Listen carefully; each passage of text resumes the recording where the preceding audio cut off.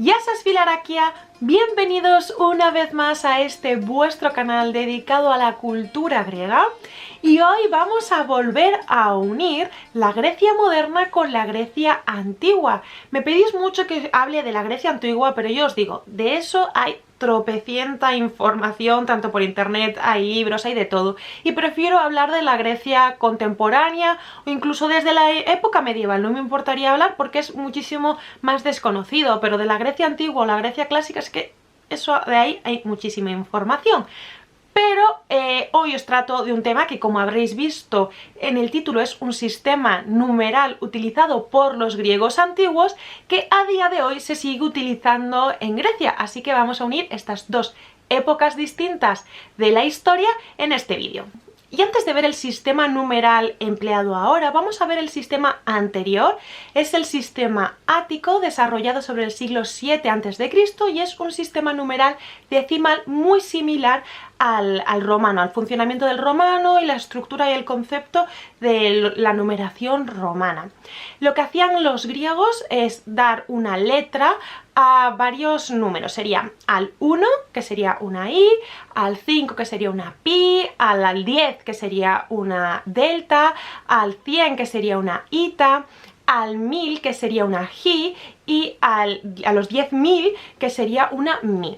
Entonces, con estos números lo que van a hacer es una combinación y lo van a combinar muy similar a cómo lo hacíamos con los números romanos. Luego también es interesante que, por ejemplo, para hacer 50, 500 y 5000 lo que hacían era coger la pi de 5 y luego le añadían dentro el símbolo o de 10 o de 100 o de 1000. Entonces digamos que tendrían esos símbolos extra. Y con todos estos símbolos luego iban a ir sumando. Entonces, para crear cualquier número, lo que habría que hacer es ir añadiendo simbolitos para conseguirlo. A diferencia del romano, aquí si se pone antes no resta y esas cosas, ¿no? Como por ejemplo 19, ¿no? Que son 2x y un palito en medio, entonces ahí estás restando, no. Aquí siempre es por añadido. Entonces, vamos a ver, ¿cómo se escribiría el número 16? Pues se escribiría así, sería una delta, una pi y una iota. Y ahora os voy a dejar en pantalla cómo serían, por ejemplo, el número 138 o el número 2047. Y este sistema ático se utilizó hasta el siglo V a.C., que se sustituyó por el sistema jónico, que es digamos, el que ha llegado hasta nuestros días. Este sistema de numeración lo que hacía es dar un valor numérico a cada una de las letras del alfabeto griego. Pero ¿qué ocurre? Que tenían 27 valores numéricos y solo 24 letras. Así que lo que hicieron fue coger 3 letras que estaban ya en desuso para darle esos valores numéricos que faltaban. Entonces, para el 6 tendríamos la sigma, que es el símbolo muy similar a la sigma final. Ya sabéis que la sigma dentro de palabra tiene una forma y al final de palabra tiene otra. Bueno, pues sería como la sigma final. Luego, por otro lado, tendríamos la copa, que su valor numérico sería 90. Y como curiosidad, la letra copa es la que dio lugar a la Q que tenemos en el alfabeto latino. Y luego, por último, para el 900 tendríamos la letra Xampi. Claro, en un texto veríamos todo letras, pero hay algunas que son palabras y otras que podrían ser números. ¿Cómo se diferencia qué es un número? Bueno, porque después de la combinación de letras que forman ese número, se pone un acento, una coma, un apóstrofo alto. Pero, como habéis visto, ¿qué ocurre después de 1000? Porque hemos llegado hasta 900. Bueno, pues lo que van a hacer es justo antes de esa combinación de letras, que luego va a llevar el apóstrofo, delante van a poner una coma. Así que esa coma significa que multiplica por 1000 la primera letra que aparece en ese número. Así que, por ejemplo, 8164 se escribiría así. Y luego, ¿a día de hoy ha llegado este sistema numeral exactamente igual? Pues sí, prácticamente igual así. La única diferencia es que la estigma se ha sustituido y prácticamente siempre la vamos a ver por una sigma taf, y luego la copa, en vez de utilizar el símbolo que hemos visto, utilizan otro símbolo, pero sigue siendo también la copa. Pero claro, ellos mantienen este sistema numeral, pero como sabemos, también utilizan en los números arábigos que utilizamos nosotros, ¿no? El sistema numeral nuestro. Entonces, ¿cuándo utilizan los griegos su sistema numeral? Bueno, pues bastante similar a nosotros en el caso del sistema romano. Nosotros muchas veces utilizamos la numeración romana en vez de la arábiga. Pues en esos casos suele coincidir que los griegos utilizan el griego, pero en algunos casos más, que vamos a ver ahora. En el primer caso, que es casi siempre vamos a ver numeración griega, es por ejemplo en el número de patriarca o en el rey, ¿no? Pues por ejemplo el rey Otón I o el rey Pablo II, entonces siempre vamos a ver ese primero, segundo, lo que sea, lo vamos a ver con numeración griega.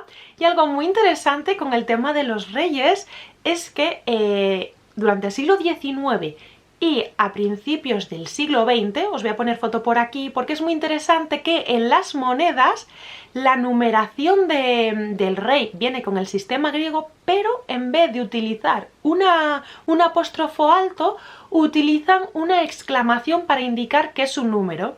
Entonces en estas monedas podemos ver que lo que es el valor de la moneda y el año de acuñación está en número arábigo, pero el número de rey está en numeración griega. Luego, en otro caso que también lo podemos encontrar es leyendo un libro para marcar los capítulos. Capítulo primero, capítulo segundo, capítulo tercero.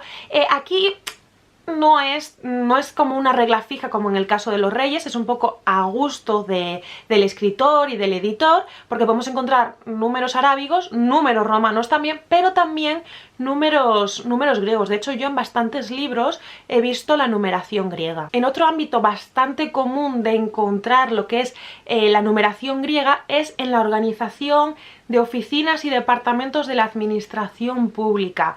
Por ejemplo, agencia tributaria. Pues la agencia tributaria tiene un montón de oficinas, ¿no? Entonces cada oficina pues sería la primera, la segunda, la tercera, la cuarta. Ese número suele venir en numeración griega.